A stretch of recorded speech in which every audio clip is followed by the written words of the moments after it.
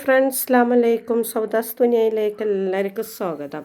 അപ്പം ബോഗൻവില്ലക്കുള്ള നല്ലൊരു ടിപ്സുമായിട്ടാണ് ഇന്ന് വന്നിരിക്കുന്നത്. നല്ല ഫ്ലവറിങ്ങും, അതായത് ചെടിക്ക് നല്ല ഫ്ലവറിങ്ങിന് നല്ല കളറും തരും. അങ്ങനത്തെ ഒരു വളമാണ് നിങ്ങളെ പരിചയപ്പെടുത്തുന്നത്. 2 പിടി ചോറ്, അതിലോട്ട് 2 വലിയ ടീസ്പൂണ് കടുക്, നേന്ത്രപ്പഴത്തിൻ്റെ തൊലി ഉണ്ടെങ്കിൽ അത് ഇട്ട് കൊടുക്കട്ടെ 2 എണ്ണം.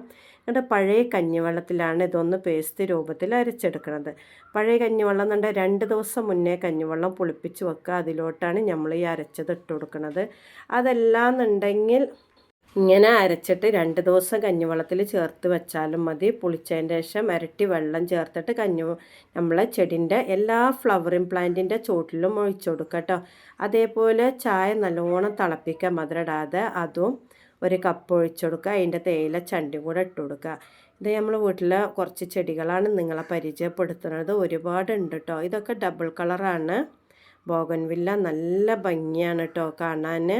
അപ്പോൾ ഇതൊക്കെ ചെടിയൊക്കെ നല്ല വളർന്നിക്കണേ. തീരെ വെയിലില്ലാഞ്ഞിട്ടും നമ്മൾക്ക് ഇങ്ങനെ പൂക്കൾ തരുന്നുണ്ട്. അപ്പോൾ നമ്മൾ ചെയ്യണത് 2 ആഴ്ച കൂടുമ്പോൾ ഇതേപോലെ ഓരോ ടിപ്സുകൾ ചെടികൾക്ക് വളമായിട്ട് ചെയ്ത് കൊടുക്കും കേട്ടോ. ഇതൊക്കെ റെഡ് ചില്ലി പെട്ടതാണ്, നിറയെ ഫ്ലവറിങ് ആട്ടോ. അപ്പം ഞാൻ കഴിഞ്ഞ ദിവസം ഒരു വീഡിയോ ഇട്ടിരുന്നു. ബോഗൻവില്ലേൻ്റെ കുറച്ച് തൈകളുണ്ട്, ആർക്കും വേണമെന്ന് വെച്ചിട്ട് ഒരുപാട് ആൾക്കാർ നമുക്ക് ഓർഡർ തന്നിട്ടുണ്ട്. ഇൻഷാ അല്ലാഹ് അവർക്കൊക്കെ തിങ്കളാഴ്ചയാണ് നമ്മൾ ചെടി അയച്ചു കൊടുക്കട്ടെ. 5 കളറാണ് അന്ന് നമ്മൾ ഫോട്ടോ വെച്ചിരുന്നത്.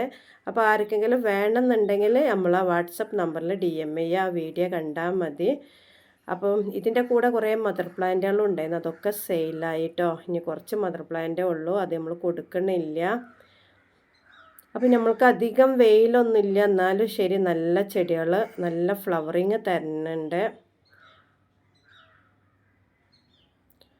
അപ്പോൾ ഇതാ അതിന് ഓരോ കപ്പ് എടുത്തുകൊണ്ട് ഇതേപോലെ ഒഴിച്ചു കൊടുക്കുക. അതെല്ലാം പേസ്റ്റ് രൂപത്തിൽ ഇട്ട് കൊടുക്കണം എന്നുണ്ടെങ്കിൽ ചെടീൻ്റെ ചോട്ടത്തെ കുറച്ച് മണ്ണ് നീക്കിയിട്ട് അങ്ങനെയും ചെയ്യാം കേട്ടോ.